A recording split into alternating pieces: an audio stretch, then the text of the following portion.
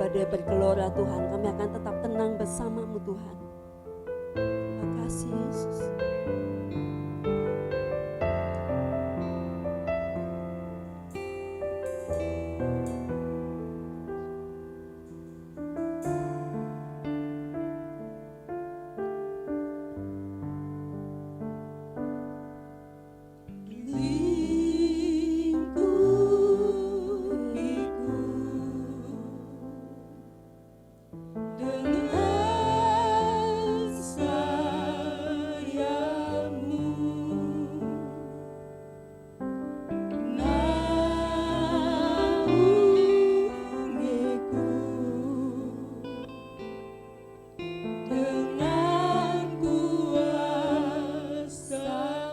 Kami tenang bersama-Mu Tuhan.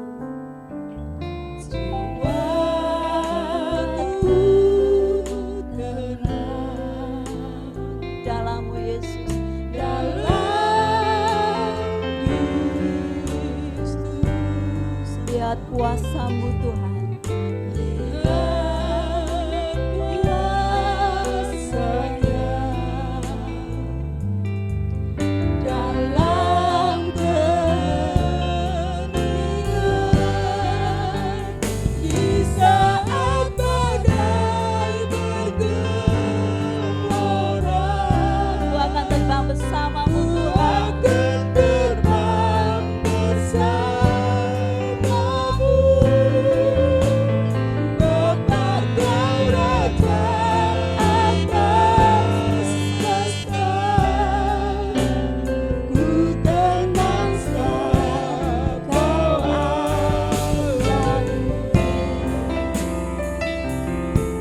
Kita akan berdiri bersama-sama.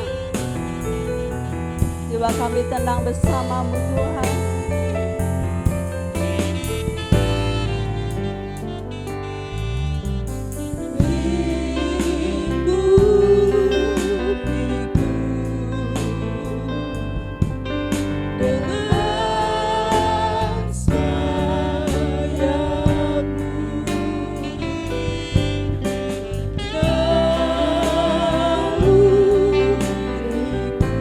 Kuasa-Mu Tuhan.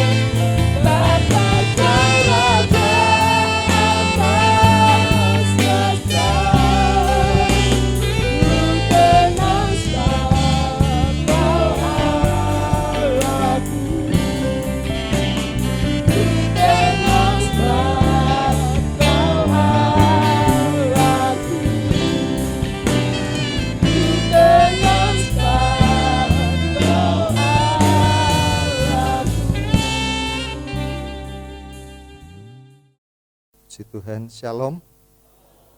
Mohon izin buka masker boleh ya.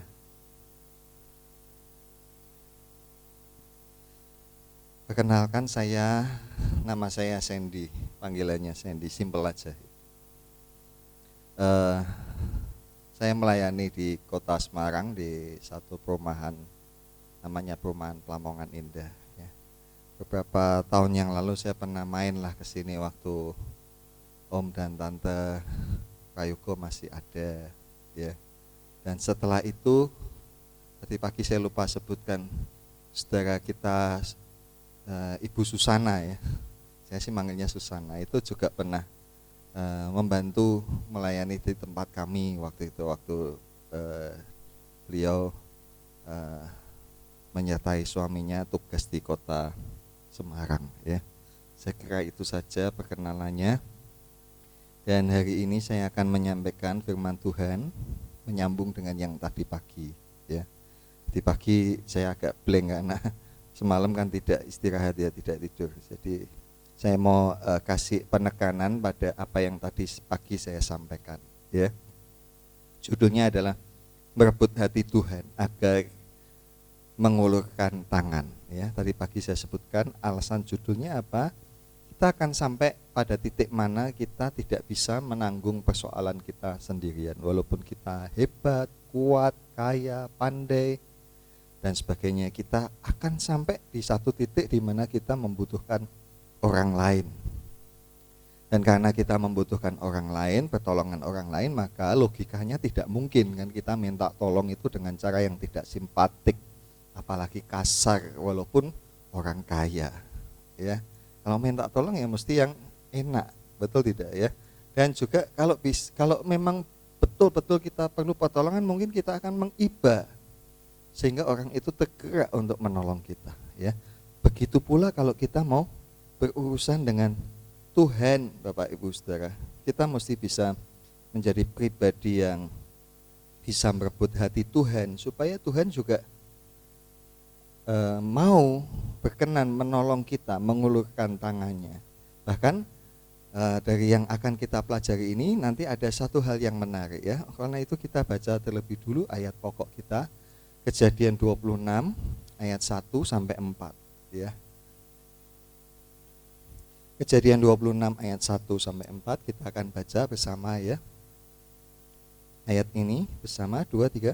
Maka timbullah kelaparan di negeri itu. Ini bukan kelaparan yang pertama yang telah terjadi pada zaman Abraham.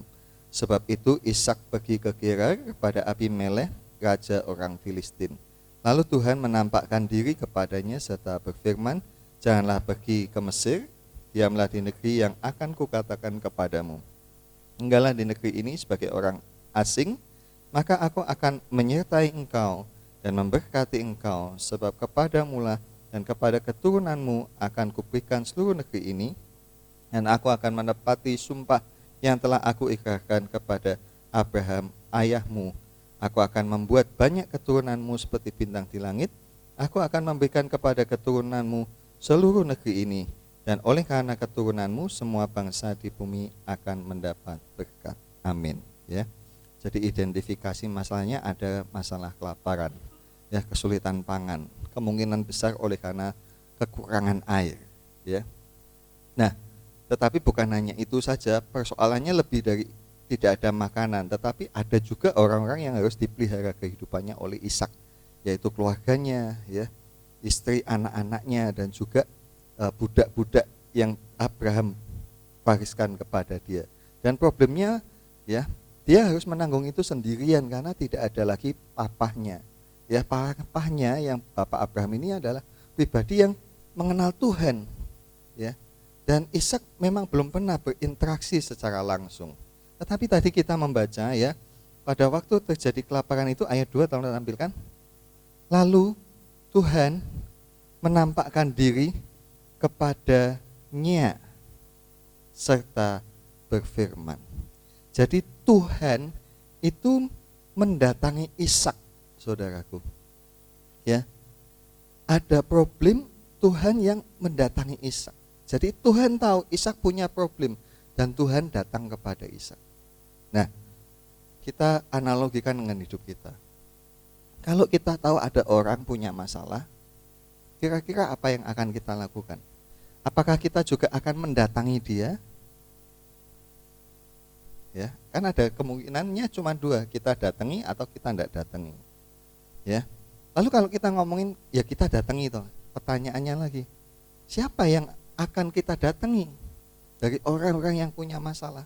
Tentu orang-orang yang mendapat perhatian dari kita. Benar enggak? Kalau orang itu ya kita tahu dia punya masalah tapi ya dia kurang simpatik. Saya rasa kita pun mungkin juga dalam hati juga gimana ya. Ya. Tapi kalau orang itu adalah orang yang kita kasihi, kita sayangi, kita tidak mungkin akan pura-pura tidak tahu. Tapi kita akan datang. Bahkan mungkin kita akan menolong kalau kita mampu. Alangkah indahnya kalau kita ada masalah, Tuhan itu datang. Ya. Dan kemudian berniat menolong kepada kita. Nah, itu yang Tuhan lakukan kepada Ishak. Ya. Dia menjadi pribadi yang diperhatikan oleh Tuhan. Yuk kita belajar bagaimana kita bisa jadi pribadi kayak begitu. Ya. Belum ngomong loh. Tapi Tuhan sudah datang pada dia. Dan Tuhan bilang apa kepadanya? Janganlah pergi ke Mesir. Tadi pagi saya terangkan dalam bahasa Inggris dikatakan do not go down to Egypt. Jangan pergi turun ke Mesir. Ya, memang Mesir letaknya ada di bagian bawah dan tadi pagi sudah saya sebutkan kenapa pilihannya pergi ke Mesir. Nanti Bapak Ibu bisa lihat rekamannya yang pagi. Ya, kita tidak cukup waktu mengulas itu lagi. Ya, tetapi Mesir itu menggambarkan keduniawian. Artinya kalau ada problem, kita jangan menurunkan iman kita ya seperti orang duniawi. Nilai-nilai yang ada pada kita yang Tuhan sudah tanamkan lewat firman-Nya itu jangan sampai kita kompromikan. Kita sisihkan. Apalagi dalam keadaan susah, dalam keadaan seperti sekarang ini misalnya. Ya. Lalu kita kemudian berkompromi untuk berbuat dosa, ya. Jangan. Kalau kita mau Tuhan memperhatikan kita, mari kita hidup dengan iman, ya. Catatannya yang tadi pagi. Dan yang kedua katanya Tuhan, diamlah di negeri yang akan kukatakan kepadamu, ya. Sebenarnya Ishak sudah ada di negeri itu, tetapi kata diamlah ini ya ditulis dengan kata syakan. Syakan artinya berkemah. Kata syakan ini juga dipakai dalam kitab Keluaran waktu orang Israel disuruh Tuhan membuat kemah suci. Suruhlah bangsa Israel untuk membuat tempat kediaman bagiku, supaya aku dapat diam di tengah-tengah mereka. Tempat kediaman itu di dalam bahasa aslinya dipakai kata syakan, yang artinya kemah. Jadi Tuhan suruh Ishak itu diam di kemah. Tidak menetap artinya, tidak boleh bangun rumah, tapi bangunnya apa? Cukup tenda saja, kemah. Supaya apa? Supaya nanti bisa berpindah-pindah. Dan kalau Anda pelajari pasal ini kan begitu. Ya, Ishak berpindah-pindah dari satu sumur ke sumur yang lain. Dia mengikuti kemana arah yang Tuhan tentukan kepada dia sampai akhirnya dia betul berhenti di satu tempat yang namanya Rehobot dan dia mendapatkan kelegaan yang seutuhnya. Ya, nah lalu kata selanjutnya Tuhan berkata tinggallah di sini sebagai orang asing. Ya, kata tinggallah bisa diganti dengan kata tetaplah sebagai orang asing. Ya, kata orang asing yaitu dipakai kata gur atau bahasa Inggrisnya menulis kata sojourn. Sojourn artinya to stay temporary, tinggalnya sementara, ya. Tapi bahasa Alkitab kita terjemahan LAI itu sudah paling betul. Yang mengatakan tinggallah sebagai orang asing. Nah, saya mau dalami kita bersama-sama kita ini ya. Mendalami apa itu orang asing. Tadi pagi sudah saya sebut kapan orang itu disebut orang asing? Ya kalau dia beda dengan khalayak umum. Ya kalau dia beda dengan kita sebut dia orang asing. Apa yang beda? Mungkin bajunya, penampilannya, ya, bahkan mungkin potongan rambutnya, ya, gaya bicaranya, kemudian pola pikirnya dan sebagainya. Ya, dan orang asing itu kalau dia disebut orang asing kalau apa? Kalau dia tetap di dalam kondisi yang beda itu. Kalau dia sudah berubah, dia sudah membaur, blending dengan masyarakat lokal, dia mungkin sudah tidak asing lagi, ya. Nah, saudaraku, nah berikutnya ya, ini saya, iya. Jadi orang asing disebut asing karena dia beda cara pandang, cara bicara, cara hidup, adat kebiasaan, dan orang itu tetap mempertahankan identitasnya. Nah, tadi pagi saya mengajak jemaat pagi untuk membaca ayat ini, Yohanes 15 ayat 19 ya. Kita baca ya bersama. 2, 3. Sekiranya kamu dari dunia ini, tentulah dunia mengasihi kamu sebagai miliknya. Tetapi karena kamu bukan dari dunia ini, melainkan aku telah memilih kamu dari dunia, sebab itulah dunia membenci kamu. Ya, dalam catatan saya tambahkan kata bagian ini supaya kita lebih gampang menangkap maknanya. Jadi kamu bukan bagian dari dunia ini. Kenapa? Karena kata Tuhan Yesus, aku telah memilih kamu. Itu sebabnya dunia membenci kamu. Ya. Karena kamu telah aku pilih keluar dari dunia ini. Ya. Itu sebabnya dunia membenci kamu. Jadi identitas kita adalah kita bukan bagian dari dunia ini lagi, tetapi kita adalah miliknya Tuhan yang sudah Tuhan pilih. Ya. Nah, di dalam surat Filipi, Paulus menyatakan hal yang serupa dengan itu. Mari kita baca Filipi 3 ayat 20, 2, 3. Karena kewargaan kita adalah di dalam surga, dan dari situ juga kita menantikan Tuhan Yesus Kristus sebagai juru selamat. Amin. Kata kewargaan itu di dalam bahasa aslinya, bahasa Yunani dipakai kata politeuma. Ya. Politeuma ini punya teman kata-kata yang satu akar dengan dia, ya. Di antaranya kata polis. Kita mungkin tahu ya, polis itu artinya apa? Bukan asuransi ya. Polis di sini artinya kota. Dan kita kemudian juga mengerti ada istilah metropolis. Metropolis artinya apa ya Bapak Ibu Saudara? Metropolis artinya apa? Kota besar. Bukan Pak.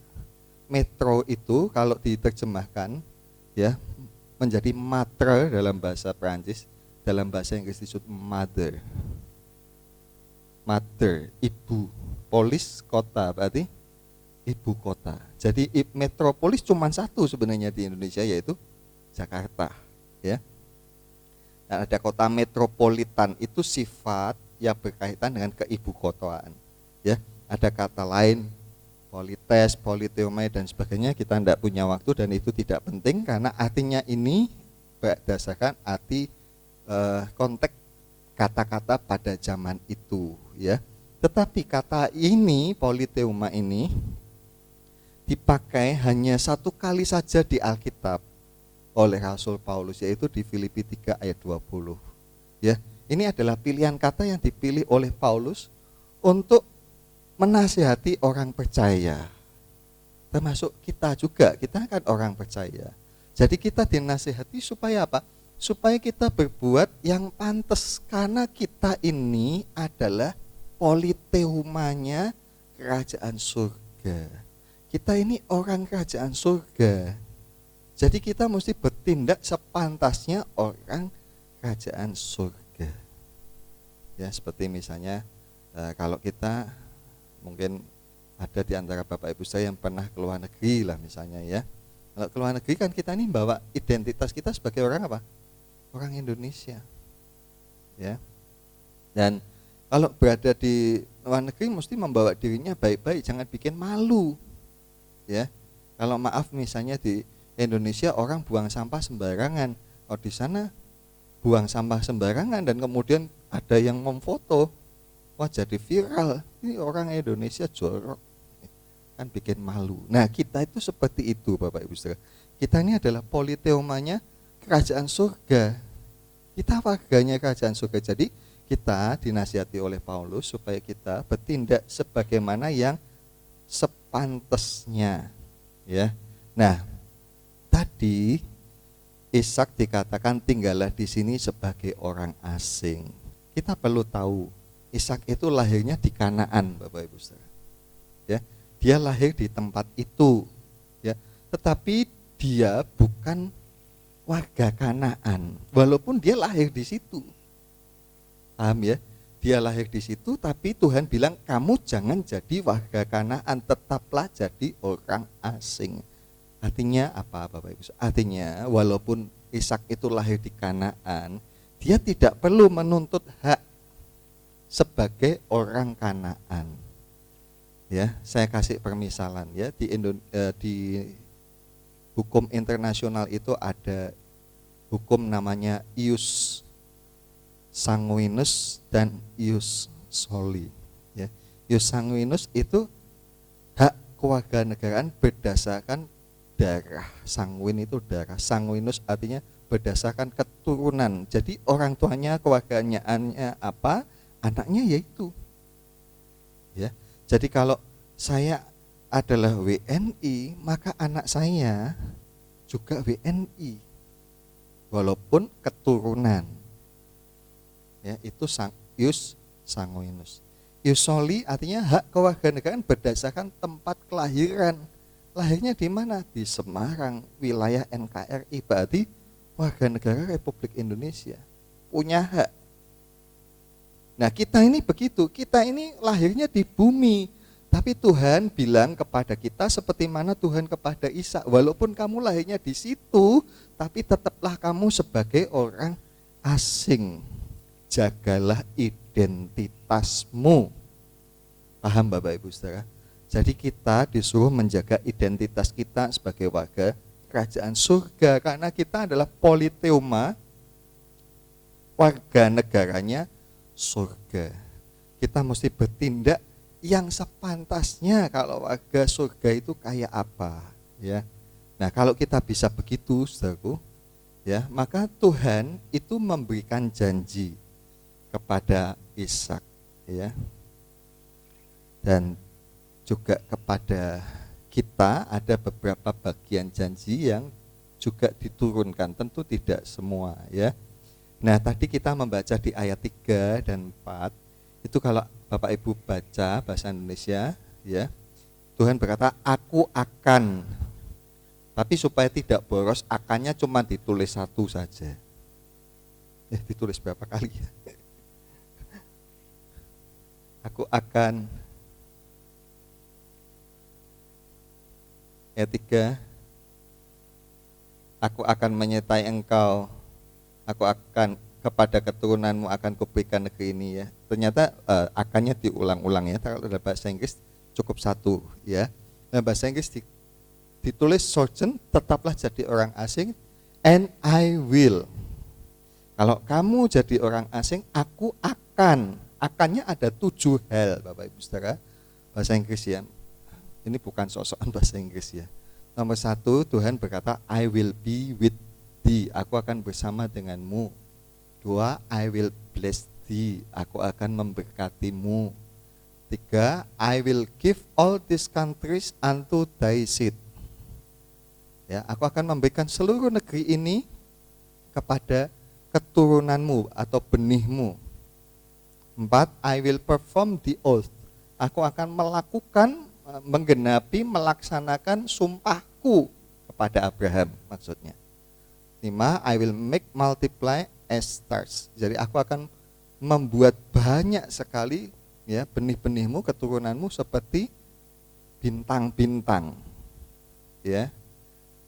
Kepada Abraham Tuhan itu berkata 2 perumpamaan.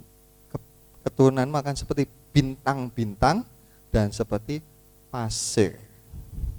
Pasir tempatnya di bawah, ya. Bintang di atas. Ya, keturunannya Ishak dijanjikan seperti bintang di atas, ya, bersinar. Ya. Kemudian 6, I will give all these countries unto thy seed. Ini diulang, 3 sama 6 ini sama. Dan yang ke-7, in thy seed, di dalam keturunanmu itu, all the nation be blessed, akan diberkati. Dan itu digenapinya tadi di dalam Tuhan Yesus. Kalau kita perhatikan 1 sampai 7, ya, itu cuma 2 yang menjadi manfaat langsung pada saat hidupnya Ishak. Yang ini, I will give all these countries unto thy seed, ini tidak dialami oleh Ishak, wong dia disuruh jadi orang asing. Ya tak? 5, ini juga belum. Ya, 4 belum, 5 belum. Ini semua belum. Tapi yang jadi manfaat langsung yang dialami oleh Ishak adalah 2 janji ini. I will be with thee and I will bless thee. Aku akan bersamamu dan aku akan memberkatimu, ya. Jadi manfaat langsungnya ada 2. Yang pertama, I will be with thee. Aku akan bersamamu. Ini ngomongkan apa toh? Apa pentingnya Tuhan bersama Ishak? Pentingnya adalah perlindungan, proteksi. Ya. Dan itu terbukti, ya. Terbukti dengan apa? Di ayat 7.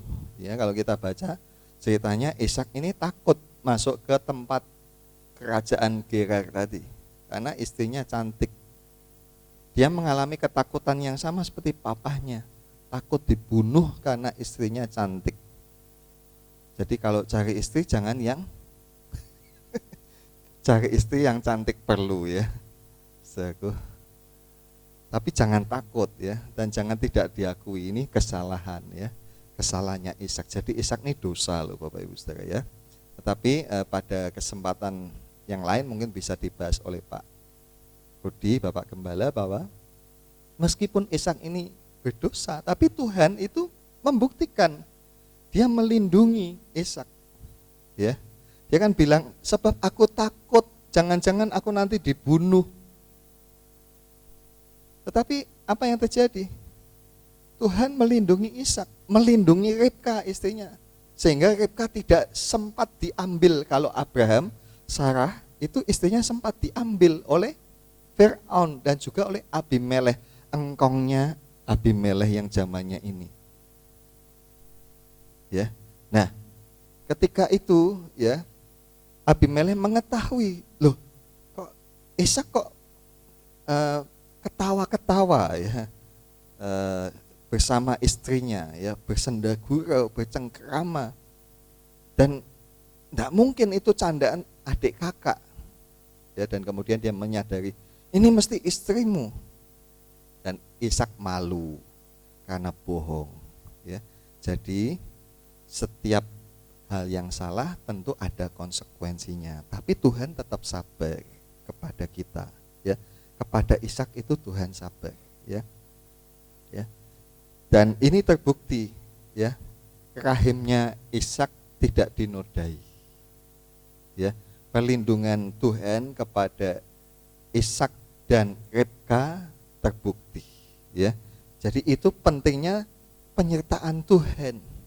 Nah, saya rasa relevan banget ya kalau kita ngomong penyertaan Tuhan, dan kita semua kan perlu. Kita ini perlu Tuhan menyertai kemana kita pergi, supaya kita terlindungi, aman, baik, sehat. Amin. Ya. Sekarang ini ya banyak orang sakit. Ya, kita perlu penyertaan Tuhan supaya keadaan kita aman di dalam perlindungan Tuhan. Tentunya juga tidak boleh sembrono memang ya. Nah, saudaraku, jadi kalau kita merasa kita perlu perlindungan Tuhan, yuk kita minta sama Tuhan supaya Tuhan menyertai kita. Nah, siapa yang akan Tuhan sertai? Siapa Tuhan mau temani? Kita mau nemeni siapa?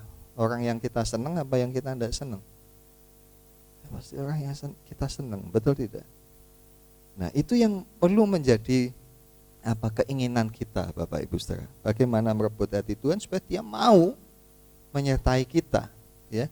Kalau kita baca di dalam Kejadian pasal 6, Tuhan bilang, aku menyesal, Tuhan menyesal. Dan Tuhan berkata, aku tidak akan selama-lamanya menyertai manusia. Rohku tidak akan selama-lamanya. Tetapi kepada Ishak ditawarkan, aku akan menyertai kamu. Nah, jadi perlakuan yang beda tentu ya. Nah, ini yang kita mestinya rindukan. Saudara sepakat? Kita perlu penyertaan Tuhan. Amin. Ya. Nah, ini manfaat yang pertama. Manfaat yang kedua adalah I will bless thee. Aku akan memberkati kamu ya. Artinya sejahtera ya. Nah, kita mestinya membaca ayat ini ya, Kejadian 26 ayat 13. Bisa minta tolong ditampilkan Kejadian 26 ayat 13. Ini ayat mesti jadi ayat favorit di mana semua orang membaca ya. Kejadian 26 ayat 13. 2, 3.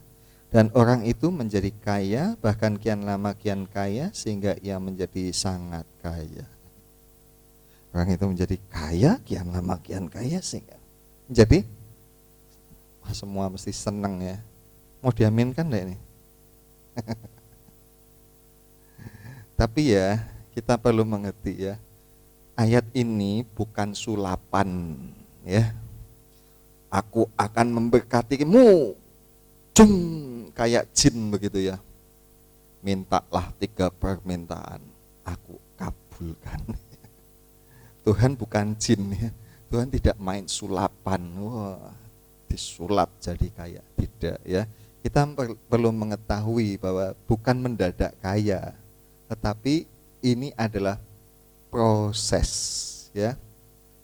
Dikatakan bahkan kian lama kian kaya sehingga menjadi sangat kaya. Ini gaya bahasa penulisan orang Yahudi dalam bahasa Ibrani ya, gaya bahasa Ibrani ya. Mengulang kata berulang-ulang itu artinya luar biasa, istimewa ya, sangat ya, moed gadal ya, luar biasa, bertumbuh. Jadi makin membesar begitu loh ya kekayaannya Ishak. Dan ini menunjukkan apa? Proses. Tapi prosesnya hanya ditulis apa? Menabur saja. Maka menaburlah Ishak di negeri itu. Ayat berapa itu? Kejadian 26 ayat berapa? 12. Maka menaburlah Ishak di tanah itu. Yang ditulis cuman menabur. Tapi kita mesti ngerti toh, menabur ya enggak cuma menabur, tentu sebelum menabur harus apa? Mencangkul, mungkin membajak. Ya. Tapi mau dicangkul, mau dibajak, kalau ada satu unsur yang paling utama yang enggak ada gimana? Yaitu apa unsurnya? Air. Nah, air ini urusannya Tuhan, so. Itu yang terjadi, so. Ya. Mencangkul, membajak, menyiram, memupuk, merawat, menjaga. Itu proses yang harus dilakoni oleh Ishak. Kita juga begitu. Kita mesti melakoni proses-proses itu. Tidak kita doa, ya wis Tuhan aku berkati ya, biar saya jadi kaya. Sulapen. Tuhan tidak main cara begitu ya saudara ya. Jadi kalau males ya enggak mungkin lah ya jadi kaya ya. Nah, kita bandingkan dengan Yohanes 12 ayat 24. Bisa tolong ditampilkan? Yohanes 12 ayat 24. Sesungguhnya jikalau biji gandum tidak jatuh ke dalam tanah dan mati, ia tetap satu biji saja, tetapi jika ia mati, ia akan menghasilkan banyak buah ya. Oke, tolong kembalikan ke slide saya.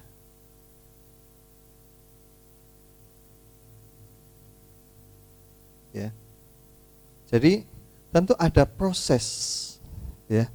Yang namanya menabur tentu ada proses. Hidup kita juga begitu. Kalau kita mau diberkati ya kita juga mesti menabur juga. Ya.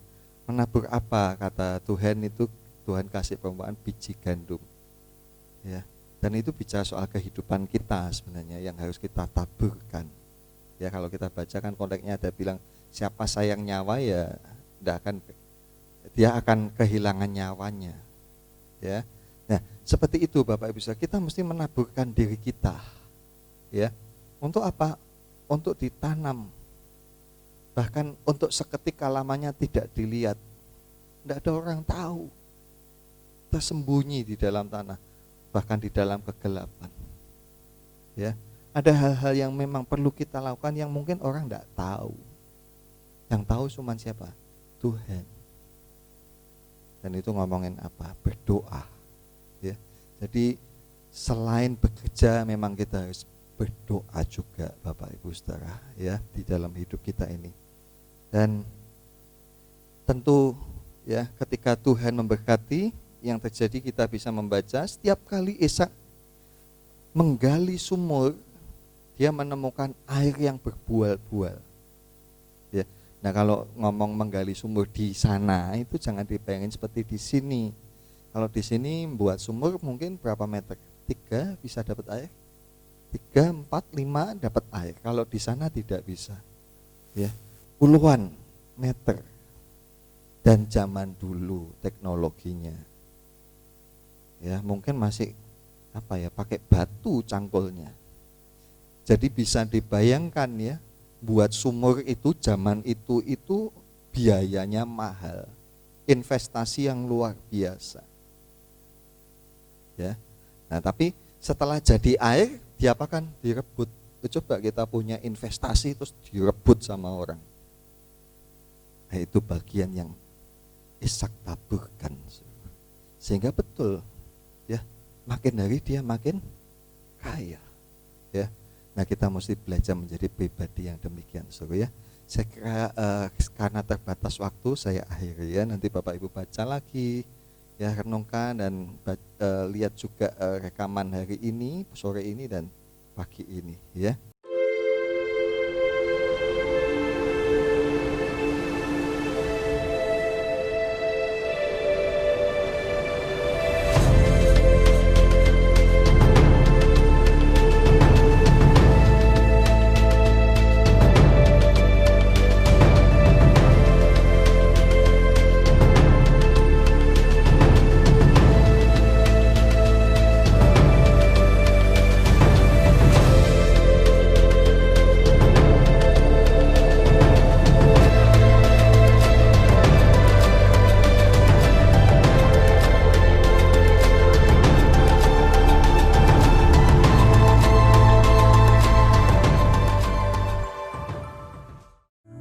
Bapa di dalam kerajaan surga, Allah yang telah terbukti kuasanya dalam kehidupan kami semua di tempat ini maupun saudara-saudara kami yang mengikuti ibadah secara online adalah orang-orang yang merasakan kasih setia Tuhan dalam hidup kami masing-masing. Engkau sudah memelihara kami Tuhan. Kami kembalikan dengan ucapan syukur kepada Engkau Tuhan. Engkau adalah Allah yang hebat. Engkau adalah Allah yang maha kuasa. Engkau adalah Allah yang memelihara kami dan Engkau adalah Allah yang tidak pernah meninggalkan kami. Terima kasih ya Tuhan. Terima kasih Tuhan buat kasih setiamu Tuhan. Sebentar kami akan meninggalkan tempat ini. Kami bersyukur Engkau memberikan kesempatan kepada kami untuk beribadah kepada Engkau Tuhan. Karena kami ingin membangun imunitas rohani kami. Kami sangat sadar Tuhan, penyakit iman siap menyerang dalam kehidupan kami. Dengan apakah kami bisa menangkalnya selain dengan kekuatan imunitas rohani kami, yaitu kekuatan yang datang dari Engkau Tuhan. Terima kasih Tuhan. Bapak Ibu dan saudaraku yang kasih Tuhan, terimalah berkat dan anugerah dari Allah Bapa di surga. Kasih dan cinta Tuhan kita Yesus Kristus, anaknya yang tunggal, penghiburan kekuatan dari kuasa Roh Kudus menyertai kita mulai saat ini, esok bahkan sampai Maranatha Tuhan datang. Terima kasih ya Bapa. Engkau Allah yang menyertai kami. Engkau juga Allah yang memberkati kami. Engkau Allah yang menyinari kami dengan wajah-Mu Tuhan dan memberikan kepada kami kasih karunia. Engkau Allah yang menghadapkan wajah-Mu kepada kami Tuhan dan memberikan damai sejahtera. Terima kasih ya Bapa. Kami serahkan seluruh kehidupan keluarga kami serahkan seluruh kehidupan rumah tangga kami serahkan seluruhnya kehidupan usaha pekerjaan kami serahkan kehidupan dari anak-anak kami dimanapun mereka berada, ada di dalam dekapan kuasa Tuhan. Kami yakin dan percaya, kami tidak kurang percaya, apalagi kami tidak percaya. Kami percaya penuh Tuhan bahwa Engkau memberkati kami. Terima kasih ya Bapa. Segala puji syukur hormat bagimu, di dalam nama Tuhan kami Yesus Kristus, kami sudah berdoa dan mengucap syukur. Semua yang percaya mengatakan, amin. Tuhan memberkati.